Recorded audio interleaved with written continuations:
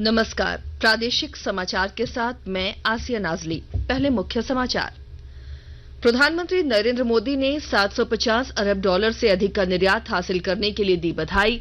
कहा, यही भावना देश को आने वाले समय में आत्मनिर्भर बनाएगी। अल्पसंख्यक मामलों के मंत्रालय ने हज यात्रा के लिए राज्यों को दिए निर्देश। आवेदकों के लिए चिकित्सा जांच और फिटनेस प्रमाण पत्र राज्य सरकारें करें प्रदान। मौसम विज्ञान केंद्र का दोपहर बाद हल्की बारिश का पूर्वानुमान। रांची और आसपास के इलाकों में 30 से 40 किलोमीटर की रफ्तार से चल सकती है हवाएं। और राष्ट्रपति द्रौपदी मुर्मू, प्रधानमंत्री नरेंद्र मोदी, राज्यपाल सीपी राधाकृष्णन और मुख्यमंत्री हेमंत सोरेन ने रामनवमी के अवसर पर देशवासियों को दी बधाई। और अब समाचार विस्तार से। प्रधानमंत्री नरेंद्र मोदी ने देश की आजादी के 75वें साल में 750 अरब डॉलर से अधिक का निर्यात हासिल करने के लिए लोगों को बधाई दी है। केंद्रीय वाणिज्य और उद्योग मंत्री पीयूष गोयल के ट्वीट संदेश को साझा करते हुए प्रधानमंत्री ने कहा कि यही भावना देश को आने वाले समय में आत्मनिर्भर बनाएगी। प्रधानमंत्री ने ये उपलब्धि हासिल करने के लिए लोगों की सराहना की। अल्पसंख्यक मामलों के मंत्रालय ने हज यात्रा की तैयारी शुरू कर दी है। मंत्रालय हज यात्रियों को गुणवत्तापूर्ण स्वास्थ्य सहायता उपलब्ध कराने के उद्देश्य से स्वास्थ्य मंत्रालय के साथ सहयोग कर रहा है। मंत्रालय ने बताया है कि इस वर्ष भारत को 1,75,000 से अधिक हज यात्रियों का कोटा आवंटित किया गया है। स्वास्थ्य मंत्रालय ने राज्य सरकारों को सलाह दी है कि वे अपने यहाँ के आवेदकों के लिए चिकित्सा जांच और फिटनेस प्रमाण पत्र प्रदान करें। मंत्रालय ने कहा है कि राज्यों और केंद्र शासित प्रदेशों का कोई भी सरकारी एलोपैथिक चिकित्सक चिकित्सा जांच और फिटनेस प्रमाण पत्र जारी कर सकता है। आकाशवाणी के लोकप्रिय कार्यक्रम प्रधानमंत्री के मन की बात पर आधारित विशेष श्रृंखला। आज की कड़ी का विषय है नया भारत।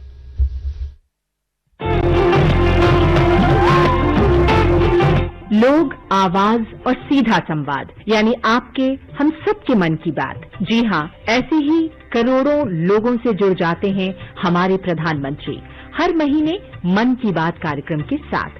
आकाशवाणी पर ये सिलसिला अप्रैल में 100वीं कड़ी के साथ जारी रहेगा। इस विशेष मौके पर मन की बात कार्यक्रम से प्रधानमंत्री के चुनिंदा संबोधनों को फिर प्रस्तुत किया जा रहा है। इस विशेष कार्यक्रम की 30वीं कड़ी में पेश है मन की बात का वो खास अंश जिसमें प्रधानमंत्री नए भारत के सपने को साकार करने की बात करते हैं।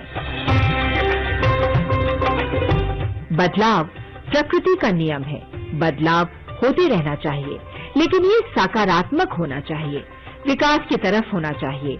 बेहतरी उम्मीद को पूरा करने वाला परिवर्तन ही नई दुनिया रच सकता है। 26 मार्च 2017 को मन की बात में प्रधानमंत्री ने बदलाव की इसी भारतीय चाहत को अपने तरीके से जाहिर किया था। 6 साल पुराना प्रधानमंत्री की वो अपील अब भी सामयिक है, जिससे नई राह पर चलने का संकल्प देश ले सकता है। आज जब हम 21वीं सदी में जी रहे हैं, तब कौन हिंदुस्तानी ऐसा होगा जो भारत को बदलना नहीं चाहता होगा? कौन हिंदुस्तानी होगा जो देश में बदलाव के लिए हिस्सेदार बनना नहीं चाहता हो?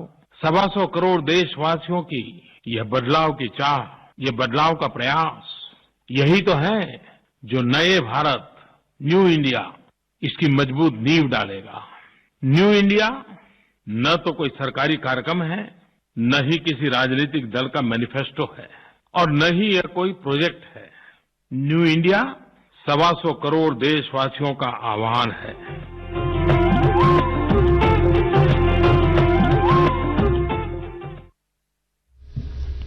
वित्त सह खाद्य आपूर्ति मंत्री डॉक्टर रामेश्वर उरांव ने गुमला में कई कार्यक्रमों में शिरकत की। घाघरा प्रखंड परिसर में स्वास्थ्य शिविर और महात्मा गांधी पुस्तकालय का उद्घाटन किया। ये पुस्तकालय प्रतियोगिता परीक्षा की पुस्तकें, कंप्यूटर और वाईफाई की सुविधा से युक्त है। इस दौरान उन्होंने पूरे पुस्तकालय में पढ़ने आई छात्राओं से भी मुलाकात की। श्री उरांव ने टाना भगत समुदाय को ट्रैक्टर और अन्य सिंचाई यंत्र का वितरण किया। गिरिडीह जिले में जल संचयन के क्षेत्र में उत्कृष्ट प्रदर्शन करने वाले 8 मुखिया, जल सहिया और स्वच्छता गृही को सम्मानित किया। विस्तृत ब्यौरे के साथ हमारे गिरिडीह संवाददाता। जल जीवन मिशन के तहत गिरिडीह में जल संरक्षण की शपथ अधिकारियों और कर्मचारियों को दिलाई गई। गिरिडीह में जल संचयन के क्षेत्र में उत्कृष्ट कार्य करने वाले 8 जल सहिया, मुखिया और स्वच्छताग्राही को प्रशस्ति पत्र देकर सम्मानित किया गया। गिरिडीह डीआरडीए के निदेशक आलोक कुमार ने इस मौके पर कहा कि पृथ्वी पर 71% पानी है, लेकिन पीने योग्य पानी मात्र 3% है। अधिकारियों एवं कर्मचारियों को वर्षा जल का संचयन करने की आवश्यकता पर बल दिया। उन्होंने कहा कि लोग जल संचयन के प्रति जागरूक नहीं होंगे तो आने वाले दिन लोगों के लिए काफी भयावह होगा। रमेश प्रभाकर, आकाशवाणी समाचार, गिरिडीह।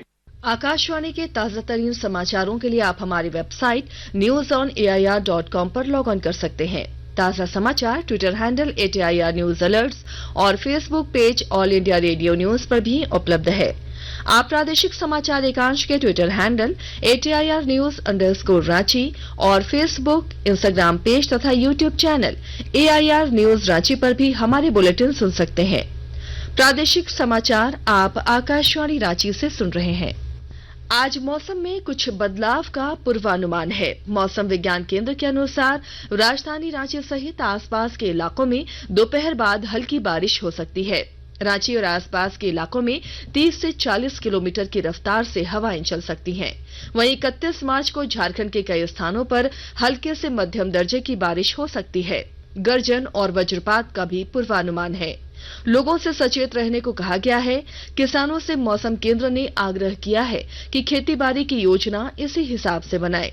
31 मार्च को अधिकतम तापमान 2 से 4 डिग्री सेल्सियस तक गिर सकता है। 2 अप्रैल से मौसम साफ होगा। राष्ट्रपति द्रौपदी मुर्मू ने रामनवमी के अवसर पर देशवासियों को बधाई दी है। एक संदेश में राष्ट्रपति ने कहा कि भगवान राम की जयंती के रूप में मनाया जाने वाला ये त्योहार निस्वार्थ सेवा का संदेश देता है।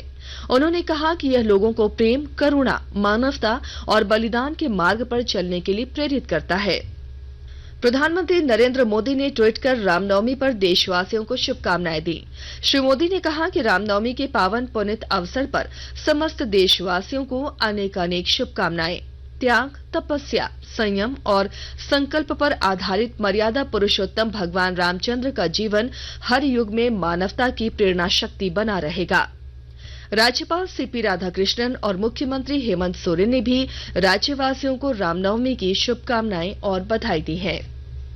पूरे राज्य में आज रामनवमी उत्साह के साथ मनाई जा रही है। यह त्योहार भगवान विष्णु के 7वें अवतार भगवान राम के जन्म का प्रतीक है। चैत्र मास की नवमी तिथि को रामनवमी मनाई जाती है। आज भगवान श्री राम के जन्मोत्सव पर रामनवमी की भव्य शोभा यात्रा निकलेगी। राज्य में हजारीबाग और रांची की शोभा यात्रा काफी प्रसिद्ध है। राजधानी रांची में अल्बर्ट एक्का चौक पर विभिन्न अखाड़ों से निकाली गई शोभा यात्रा का मिलन होगा। यहां से मुख्य शोभा यात्रा तपोवन मंदिर की ओर प्रस्थान करेगी। रामनवमी पर रांची में पहली बार राम दरबार लगेगा। अल्बर्ट एक्का चौक पर यह दरबार 1500 वर्ग फीट में फैला है। दिल्ली से आई 9 लोगों की टीम राम दरबार में रामायण के विभिन्न किरदार में नजर आएगी।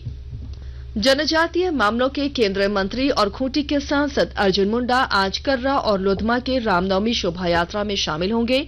केंद्रीय मंत्री अर्जुन मुंडा दोपहर 3 बजे खूंटी पहुंचेंगे और वहां से सड़क मार्ग से कर्रा प्रखंड के जुरदाग गांव में रामनवमी की शोभा यात्रा में शामिल होंगे। और अब अखबारों की सुर्खियां। रांची से प्रकाशित होने वाले लगभग सभी अखबारों ने धर्म और राजनीति को अलग रखने की सर्वोच्च न्यायालय की टिप्पणी, कर्नाटक विधानसभा चुनाव की तारीख और रामनवमी की खबरें प्रमुखता से प्रकाशित की हैं। प्रभात खबर ने रामनवमी की झांकी की तस्वीर के साथ लिखा है, महाअष्टमी पर निकली भव्य झांकियां, आज निकलेगी शोभा यात्रा। हिन्दुस्तान ने सर्वोच्च न्यायालय की टिप्पणी को सुर्खी बनाते हुए लिखा है, राजनीति से धर्म अलग रहे तो नफरती बोल रुकेंगे। दैनिक भास्कर की सुर्खी है, रामनवमी शोभा यात्रा आज शहर के 16 रूटों पर दोपहर 1 बजे से 10 बजे तक वाहनों की नो एंट्री। दैनिक जागरण ने कूनो राष्ट्रीय उद्यान में चीता शावकों के जन्म को पहले पन्ने की सुर्खी बनाते हुए लिखा है, 75 साल बाद देश की धरती पर जन्मे 4 चीता शावक। वहीं अंग्रेजी अखबार द टाइम्स ऑफ इंडिया और हिंदुस्तान टाइम्स ने कर्नाटक विधानसभा चुनाव की तारीखों की घोषणा से संबंधित समाचार को अपने प्रथम पृष्ठ पर स्थान दिया है। और अब अंत में मुख्य समाचार एक बार फिर। प्रधानमंत्री नरेंद्र मोदी ने 750 अरब डॉलर से अधिक का निर्यात हासिल करने के लिए दी बधाई। कहा, यही भावना देश को आने वाले समय में आत्मनिर्भर बनाएगी। अल्पसंख्यक मामलों के मंत्रालय ने हज यात्रा के लिए राज्यों को दिए निर्देश। आवेदकों के लिए चिकित्सा जांच और फिटनेस प्रमाण पत्र राज्य सरकारें करें प्रदान। मौसम विज्ञान केंद्र का दोपहर बाद हल्की बारिश का पूर्वानुमान। राज्य और आसपास के इलाकों में 30 से 40 किलोमीटर की रफ्तार से चल सकती हैं हवाएं। और राष्ट्रपति द्रौपदी मुर्मू, प्रधानमंत्री नरेंद्र मोदी, राज्यपाल सीपी राधाकृष्णन और मुख्यमंत्री हेमंत सोरेन ने रामनवमी के अवसर पर देशवासियों को दी बधाई। इसके साथ ही आकाशवाणी रांची से प्रादेशिक समाचार का ये बुलेटिन समाप्त हुआ।